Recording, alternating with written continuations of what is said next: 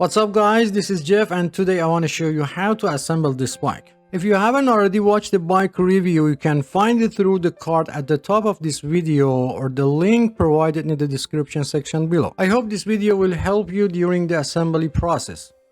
Before you start assembling the bike, it's important to note that the bike comes with a 1-year warranty as mentioned in the manual. To use the warranty, you will need to submit the warranty form along the purchase receipt, the bike serial number located under the body, and the bike model. You can find it on the frame. If the bike doesn't come with the manual, you can visit the manufacturer's website to access the required information and fill out the necessary details. To assemble this bike, you will require the following tools: a Phillips screwdriver, preferably in size 2 or medium, wrenches in size 10, 13, and 15 mm, Allen wrench in sizes 4, 5, and 6 mm. If you don't have the specific 10 and 13 mm wrenches, you may utilize an adjustable wrench instead.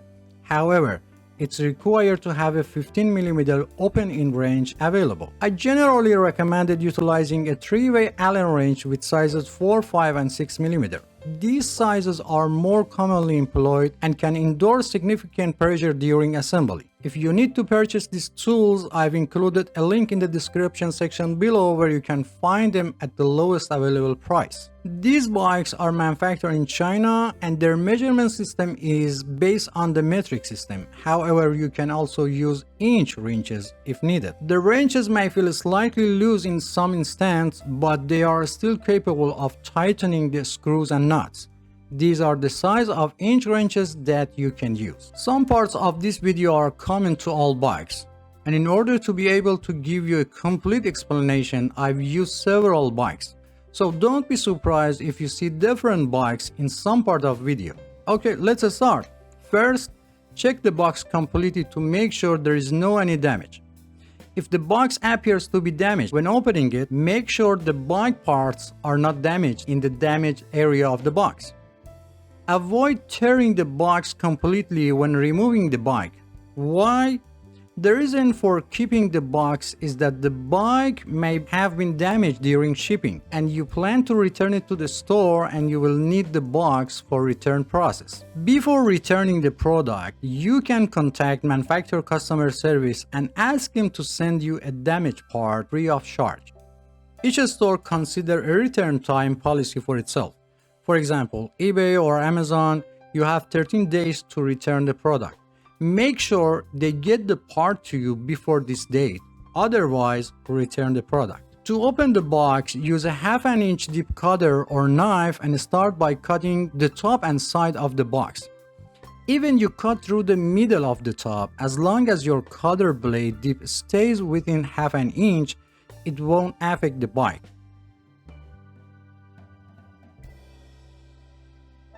After opening the box, visually inspect the internal components including the wheels, front fork, rear derailleur, and handlebar to make sure they are free of any damage.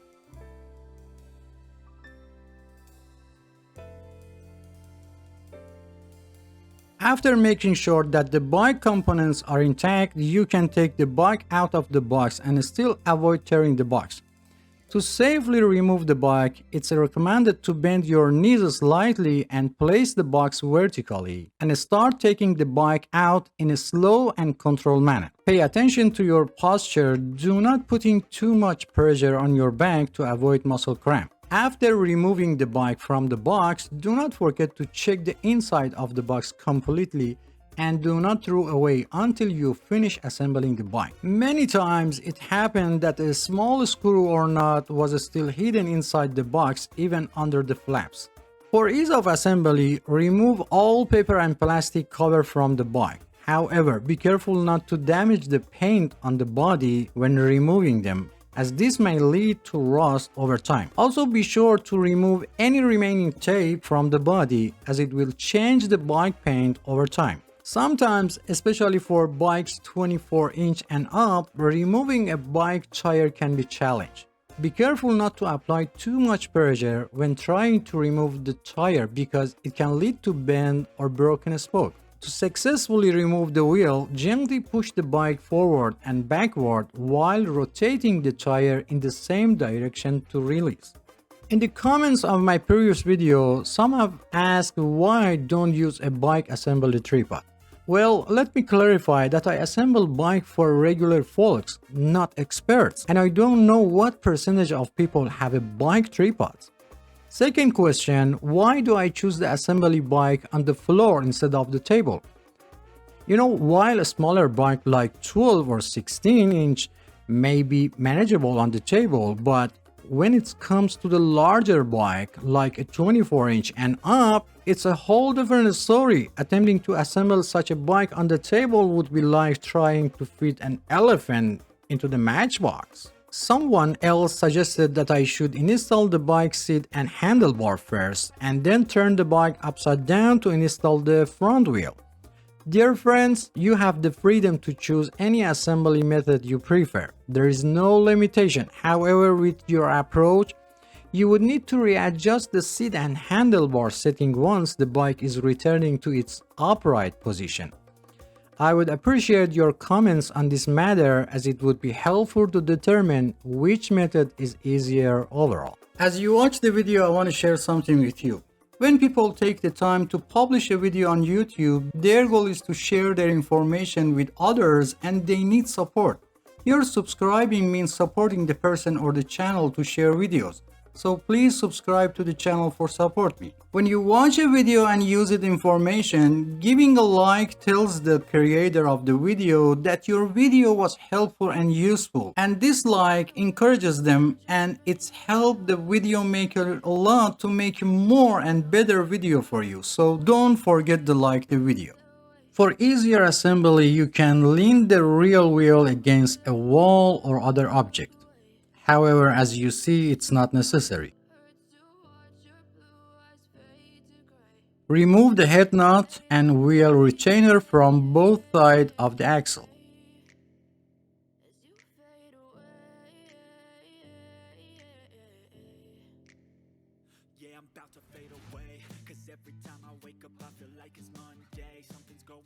If present, remove the plastic piece from end of the fork.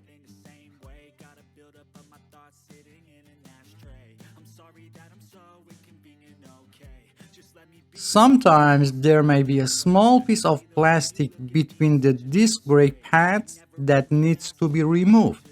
Otherwise, the brake disc will not be in place.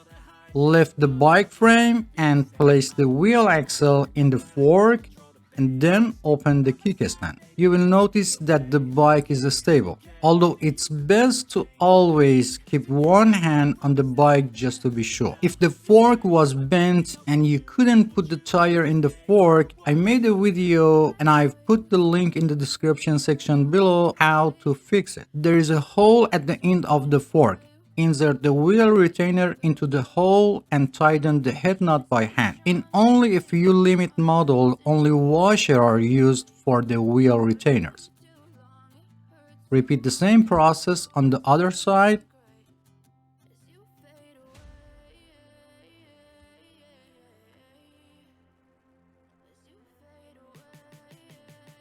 If the fork was bent and you couldn't put the tire in the fork, I made a video and I've put the link in the description section below how to fix it.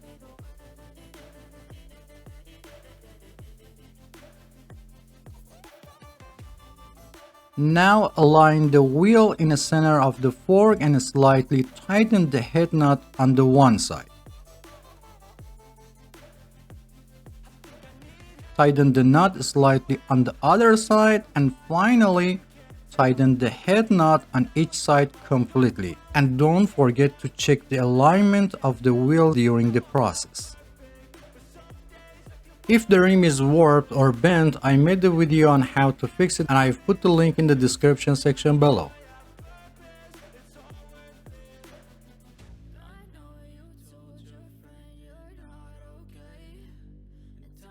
If necessary, loosen the screw on the top of the stem a little and turn the stem forward and tighten the screw a little. Check the position of the wires, brake lever, and shifter to make sure they are properly aligned.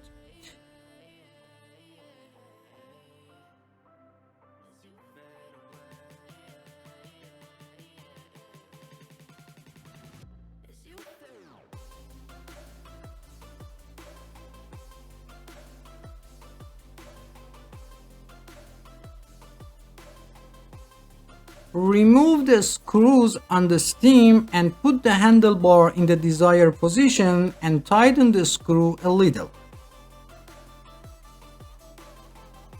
Adjusting gearboxes and understanding gear shifting condition is a comprehensive topic. I've included a link to further information in the description section below.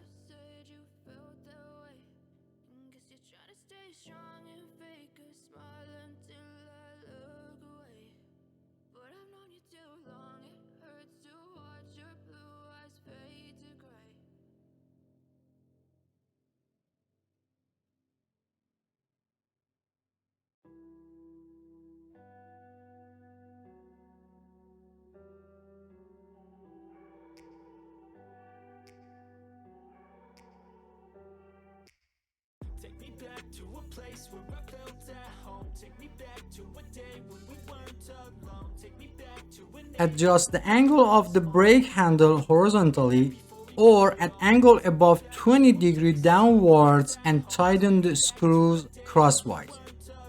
Take me back to an age when the world felt small.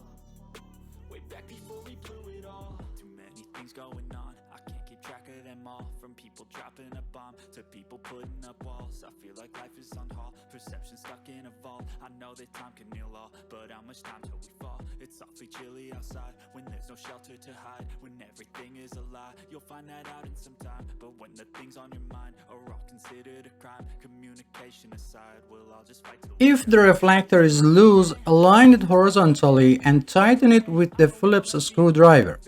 However, be careful not to over-tighten the screw because it may cause the reflector to break. Is this an argument or just the start of it? I wanna drive away so I can be so far from it.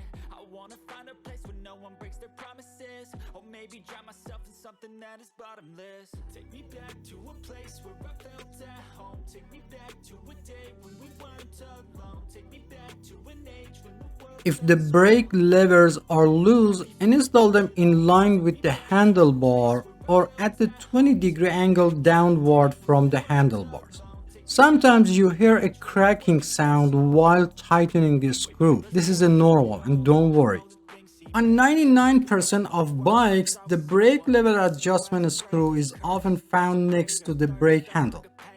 You might wonder about purpose. Sometimes people with a smaller hand, especially children, find it difficult to reach and hold the brake handle properly. In such case, you can adjust the screw to reduce the distance between the brake handle and the handlebar grip. If necessary, start by loosening the anchor nut that holds the brake's wire. Then, tighten the screw on the brake handle.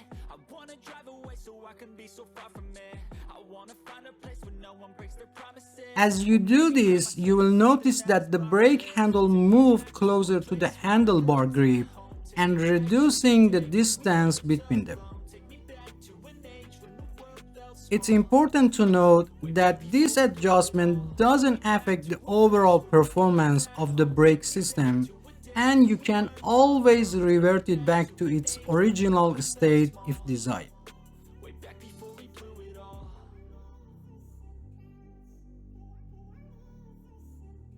Close the adjusting barrel until it reaches the end.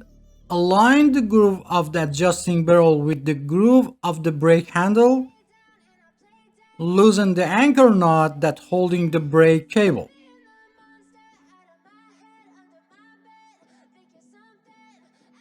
Release the wire slightly and insert the head of the wire into the hole of the brake handle. Pass the wire through the grooves. After installing the brake cable head, tighten the adjusting barrel on the brake handle until it reaches the end. Ensure that the groove of the adjusting barrel is not aligned with the groove of the brake handle to prevent the brake cable from coming out. Push the brake arm upward and hold it. Pull the wire to remove any slack and then tighten the cable anchor nut. At the end, put the remaining part of the brake wire to the outside of the rim so that it doesn't make noise when it hits the wheel during movement. If the brake wire was out of place and the brake wire was still loose after tightening the anchor nut, turn the bike upside down to have the better view and put the wire in its place. Adjust the brake and tighten the nut. Generally, after installing the front wheel, you may hear a slight noise from the movement of this, which is usually normal. However, if you prefer, you can make some adjustment. Start by loosening the two screws that hold the brake system in place.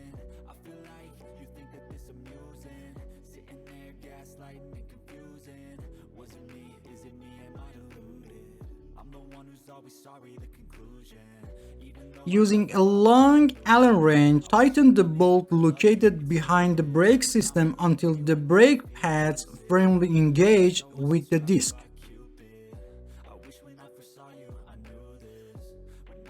Press and hold the brake lever, and while doing so, tighten the two screws that hold the brake system.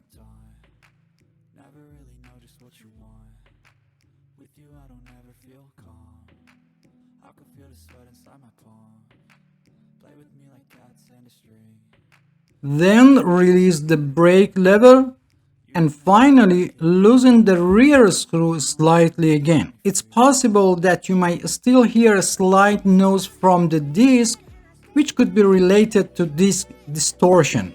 And you can follow the same process for adjusting the rear brake. Tighten the screw until you feel it's securely in place. Not too much, because the two cider screws or binder screws are responsible for maintaining the stem's position. Align the handlebar with the fork and tighten the two screws crosswise that hold the stem. Take care when tightening these screws, as they are often made of aluminum. Make sure the wrench is properly seated to avoid damaging the screw heads.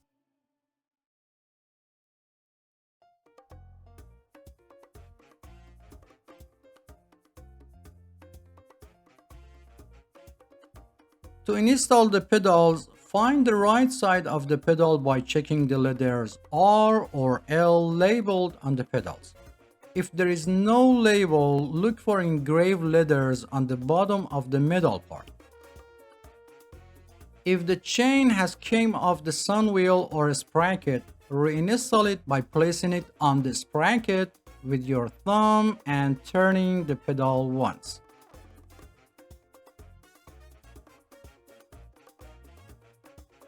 Install the pedal by hand only, without touching the threads and without using tools. Be careful to install the pedal vertically on the crank arm to avoid damage to the pedal and crank threads. For the left side, turn it counterclockwise, or easy way, turn it toward the front of the bike. After making sure the pedal is in the correct position, turn it a few times by hand, then while holding the rear wheel, use a 15mm wrench to tighten it. In rare cases when the pedal cannot be installed, first install the pedal on the other side. Sometimes the pedal may be labeled with the letter L, but both pedals are designed for the right side of the bike.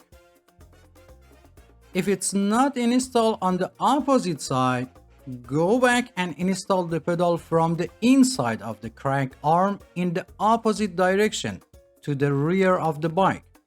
This is done when the pedal or crank threads is damaged, And reversing the installation direction will help rebuild the thread paths for proper installation.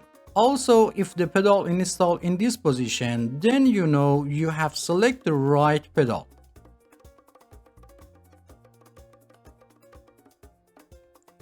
After installing the pedal for one side, repeat the same process for opposite side and make sure that the direction of rotation of the pedal is clockwise or toward the front of the bike.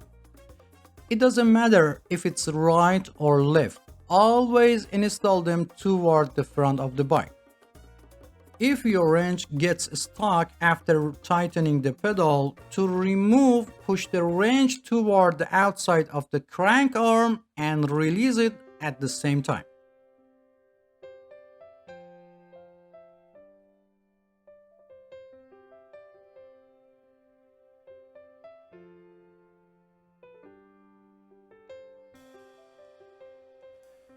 If the seat reflector is loose, use a Phillips screwdriver to tighten the reflector screw until it cannot move. Make sure the reflector is level and positioned correctly, and be sure not to over tighten the screw as it might break the reflector. I recommended installing the reflector close to the seat lock after adjusting the seat height. Note that I'm mounting the reflector close to the seat for minimal height. Open the quick release seat post lever and place the seat post in the desired position. While holding the quick release seat post nut with one hand, turn the quick release seat post lever a few times with the other hand until it feels tight. Close the quick release seat post lever regardless of height and direction of the seat and test the movement of the seat. If the seat still moves, open the quick release seat post lever. While holding the quick nut, rotate the lever one full turn and test again. Repeat this step until the seat stops moving. After the seat is secure, open the quick release seat post lever and adjust the height and direction of the seat and close the quick release seat post lever.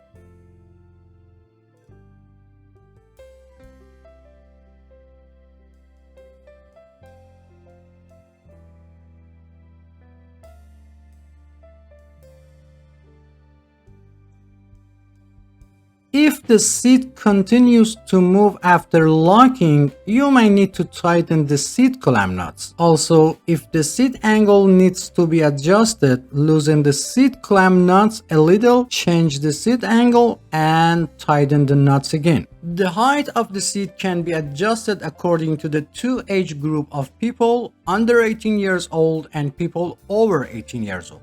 It's important to keep in mind that the body continues to grow until about 18 to 25 of age and then growth slows down. For children under 14, it's recommended to buy a slightly larger bike to accommodate their future growth and choose the right size for people over 18 years old. It should be noted that the age alone is not a determining factor, and body size and proportion are more important. Some people may be 10 years old but have the same body size as a 13 years old. For bikes with training wheels, it's enough for children's toes to touch the pedals and they can turn them. For bikes without training wheels, the seat height is considered appropriate if toes can touch the floor while sitting on the seat, or one foot should be firmly on the ground while the heel of the other foot is flat on the pedal, or one foot should be on the ground while the toes on the other foot are placed on the pedal and the foot is slightly bent. If for any reason the seat post falls into the seat tube, turn the bike upside down and gently tap the bike body to remove the seat post. Another solution to prevent the post from falling inside the seat tube is to install the seat post alone first and then attach the seat. This eliminates the possibility of the seat post falling into the pipe during the installation. At the end, it's necessary to check the work done and make sure that all bolts and nuts are properly tightened. When inflating tires, some people inflate the tire to the amount of air indicated on the tire. However, it's important to note that the value displayed on the tire represents the maximum air pressure that the tire can withstand. For most bikes, the recommended air pressure is between 25 to 35 psi. In another way, after inflating to 20 psi, sit on the bike to check the tire pressure. If the tire is not fully inflated, increase the amount of the air. Remember, the weight of the cyclist determines the amount of the tire inflation. To inflate the tire, first remove the valve cap and then put the air pump head on it. Sometimes this is difficult because by pressing the tube valve, the valve goes inside. If the tire is slightly inflated, first deflate it completely. Press your thumb on the back of the valve and place the air pump head on it. Inflate the tire halfway and make sure the tire is still on the rim. If part of tire pops out, release some air pressure, put the pops out area back inside the rim and reinflate it again.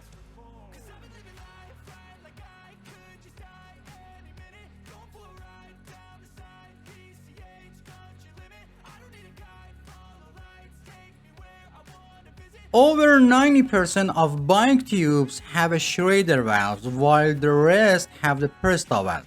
For Presta valve, you either need an air pump that supports this type of valve or you need a converter to conversion Presta valve to Schrader valves. To inflate the Presta model, first tighten the nut holding the valve on the rim, then remove the valve cap and open the nut above the valve all the way.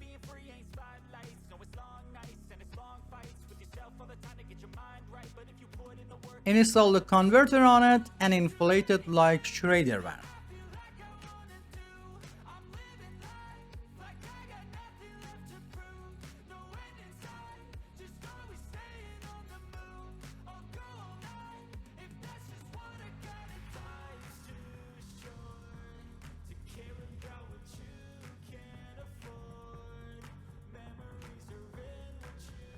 After inflating, first remove the air pump head, then remove the converter and close the nut above the valve again.